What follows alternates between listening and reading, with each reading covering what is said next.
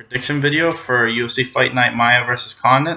Sorry, this is a little late. I've just been busy with work. My schedule just changed, so I didn't get off until today. So anyway, thanks for being patient, guys. Let's start at the bottom. The first fight is Alex Reese versus Jeremy Kennedy. And Alex Reese looks like a decent striker. His record's 10-3. He's never been finished, and half his wins are by knockout, but he just looks all right. I mean, aside from being a decent striker, that's about it. I don't think there's much else of note. I think Jeremy Kennedy is a real solid up-and-comer. He's 8-0 coming out of Canada, and I just think they're trying to give him a decent first fight, against another Canadian. But he just looks more well-rounded, and I just feel like Alex Reese, just a striker, is probably going to end up losing a decision because of the wrestling. Next is Ryan James versus Adam Hunter, and this is pure striker versus grappler. Ryan James is 8-1 with all of his wins coming by submission, I think, and then vice versa. Adam Hunter is like 8-1 with all of his wins coming by knockout. And I don't know much about either of these guys, but if it's pure striker versus grappler, then I'm gonna go with the grappler. They usually have the advantage, so I'm gonna say Ryan James wins by first round rear naked choke or something like that. Next is Chad Laprise versus Tybit Goulet. And Tybit is not UFC level. I feel like we've learned that. There was 2 UFC fights. They're just clearly feeding Chad Laprise a win. That's all this fight is they want Chad Laprise back in the win column, and he's going to. I mean, Tybit, the only way he can win is if he can bowl to the ground, and even then, I don't think he might be the better grappler, but Chad Laprise is more explosive, athletic, and I think he'll be able to get back up right away, and he's a way better striker. So I think Laprise is going to win by knockout, probably end of the first. Next is Shane Chambell versus Felipe Silva. And Felipe looks like a decent striker, but I just think Shane's on another level in general. And Felipe's making his debut as this is Shane's like 4th or 5th fight in the UFC. I just think the first round will probably be pretty close, and then Shane will just start taking advantage. I think his conditioning will just look a little bit better in general. And I say he'll probably either win a decision or a late TKO.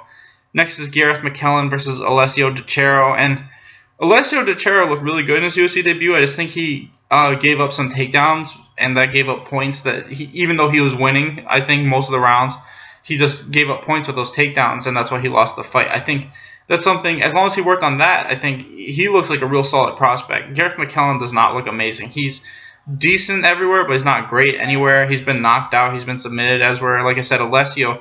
His one weakness was just that he kind of gave up takedowns in a fight that I thought he was winning, but then ended up losing rounds because he just kept on giving up takedowns. Even though he was able to get back up, he just kind of was losing points from that. So I think as long as he worked on that, he should be fine. I think Gareth McKellen, like I said, is just okay everywhere, but I think Alessio is the better fighter overall, and he probably should win by TKO, maybe 2nd round. Next is Ekrem Barzolzis versus Kyle Bokin. Kyle, whatever the hell this guy's last name. And Ekrem was the guy that just won the Ultimate Fighter Latin America. He's from Peru. I think his record's like 12-2. And he's pretty good everywhere. I don't think he has any holes in his game. He's got good boxing, good jiu-jitsu, good wrestling. He's just not amazing anywhere, but he's solid everywhere. As we're with Kyle, it's the same thing as with Alessio, where his last fight against, I don't remember who his last fight was, but it was a really good fight. It was Charles Rosa. And it was really back and forth, but he would give up takedowns. And even though he had decent jiu-jitsu and was good at getting back to his feet, I felt like even though that fight was super close, he kept on giving up points because he kept on getting taken down. And I feel like that's probably what's going to happen in this fight. I think Ekrem has got really solid takedowns, like GSP style, where he's really good at timing them when people come in. And I just think that this fight will be pretty back and forth. It'll probably be entertaining, but I just think Ekrem will be able to hit takedowns when he needs to and just edge him out in the points when it comes to the end of the fight. Next is Sam Alvey versus Kevin Casey, and I feel like they're just trying to get rid of Kevin Casey at this point because this is such a bad matchup for him. I mean, Sam Alvey's a guy who I think's been finished like once in his career, and I thought it was an early stoppage against the black dude. I can't remember his name. I felt like he was losing. He was definitely getting hit, but he was fighting back, and I just thought they stopped that fight too early. And with Kevin Casey, he gasses. He's really a super first-round fighter, and I mean, his striking is not as good as Sam Alvey's. I mean, he could probably. I mean, it's weird just because Sam Alvey's a really slow fighter, and he won't throw a lot of volume, and maybe he can use that to his advantage, but I just doubt it. I feel like what he's going to do is what he always does. He's just going to try to go for takedowns, and that's the worst. I mean, Sam Alvey is super good at stuffing takedowns, and he's super good at getting back to his feet. He doesn't look like it, but I mean, he just does. He's kind of like Conor McGregor, where he's really good at like spreading out his hips when guys shoot on him, Even when he looks like he's about to get taken down, he does that shit that Conor McGregor did against Diaz, where he'll just widen his stance really quick and like shuffle guys up. And I just feel like that's what's going to happen. He's going to keep doing that, and they're going to be in the clinch. And Sam Alvey is actually really active in the clinch, and I feel like sooner or later he's going to land a big uppercut and probably knock out Casey. So I've got Sam Alvey winning by probably first or second round knockout. Next is Joe Lauzon versus Jim Miller, and Jim Miller to me is at the end of his career already. I mean, he beat Gomi, but that was just a style that was the matchup was just such in his favor. You know what I mean? He's such a pure jiu-jitsu guy against Gomi, and Gomi's biggest weakness is like pure jiu-jitsu guys. I think that Lauzon's gone 4-2 in his last 6, and Jim Miller's gone 2-4 in his last 6. And even the fights that Lauzon lost, he looked competitive. And some of the fights Jim Miller lost, he just got his ass whooped, like straight up. I feel like the fight with Dan Castillo, which was his other win, was one that he barely won. And, you know, Joe Lauzon also got a win over Gomi, but that's, like I said, pure jiu-jitsu guy. And then you look at their fight against, like, Chiesa. It was about the same. It's just, you know, Joe Lauzon won, but he probably would have lost because he was getting tired, and Chiesa just got cut, and that's why he lost. But overall, I'd say, like I said, Lauzon's just looked more competitive, like when he lost against Ali Quinta.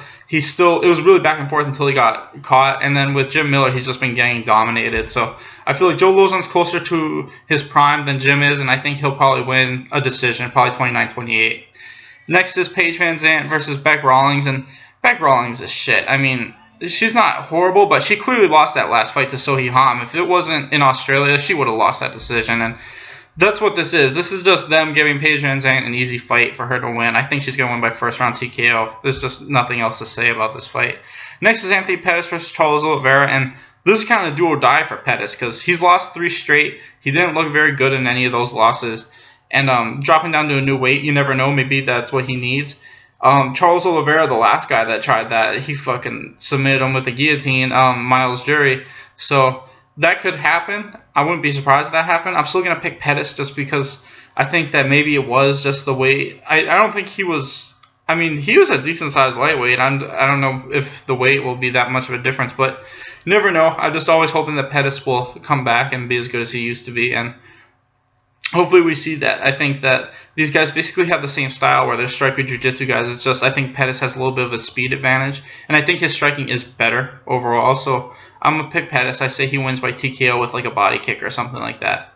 Finally, we have Damian Maia versus Carlos Condit, and this is a really good matchup for Damian Maia. I feel like Carlos Condit's shown he's been submitted before by really good jiu-jitsu guys, and he's been out-grappled by better grapplers before. But I still feel like he's got really good grappling in his own right. It's just he's lost to better grapplers. But Damian Maia's biggest weakness has been his conditioning, and we've seen it all the time. He fades and he'll gas, and I feel like Carlos Condit just needs to survive like the first 2.5 rounds, and if he can do that, this is a 5-round fight. 4th or 5th round, he's still got the same amount of power in those rounds that he does in the first. Saw that against Robbie Lawler. I mean, he keeps a really high pace, and he doesn't get tired. I mean, he got tired against Robbie at the very end, but that's because he already had thrown like 1,000 strikes and landed like 300 or something like that. It was crazy. So I'm just saying, I think he keeps a high pace, and that's all he needs to do against Maia. He needs to just mind his P's and Q's and all that, and just not get caught in something and then just make Maia work the whole time. If he does that, I think he'll win by like 4th round knockout. So that's how I see it, 4th round KO for Carlos Condit. Anyway, thanks for watching, guys. Please like and subscribe.